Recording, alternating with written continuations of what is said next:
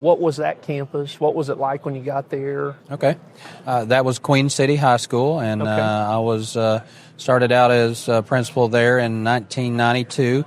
And that campus needed some transformational leadership to help improve the culture and the climate and the morale, and basically bring everybody together, because it had been a little bit fragmented. And so What did you see when you first got there that clued you into that?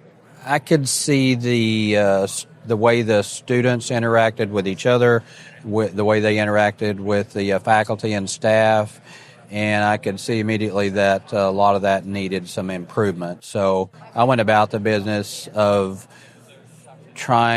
working hard on developing positive relationships with the students and their parents and the community members and faculty and staff, so that we could focus on the 3 R's, rigor, relevance, and relationships. And I know that Dr. Bill Daggett has made a whole career out of centering his work around those 3 R's, but I'm a very strong proponent of that. And I've utilized that in every position I've been in since. Sure. So and of those 3 R's, I would say that the relationship piece is the most important one, because until you develop that very positive student-adult relationship, adult-to-adult relationship, then it's hard to get things done. But once you do establish that positive relationship, then you can get all kinds of positive things done that will benefit students and the community and the school district as a whole.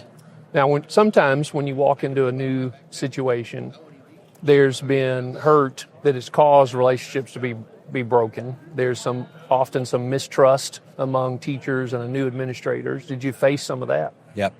The way I got at it is to designate lead teachers for each department, English, Math, Science, Social Studies, and I relied heavily on those lead teachers to help guide me through what we were doing.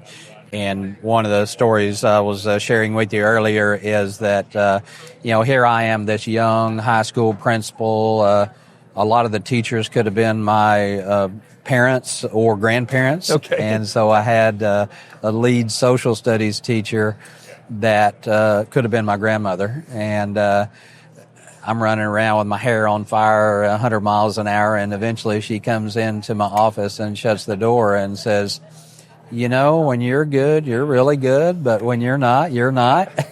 And then she proceeded to tell me how she thought I needed to just tap the brakes a little bit. Okay.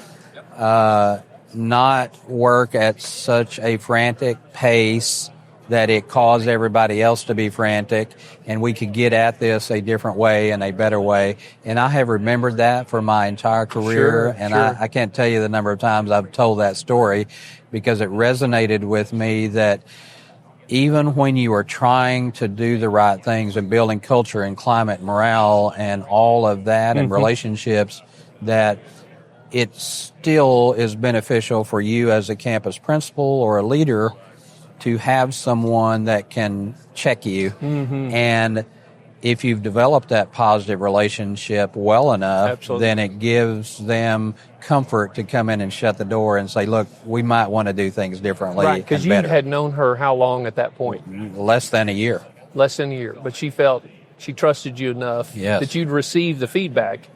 Yep. And I've appreciated that then, and I appreciate it today.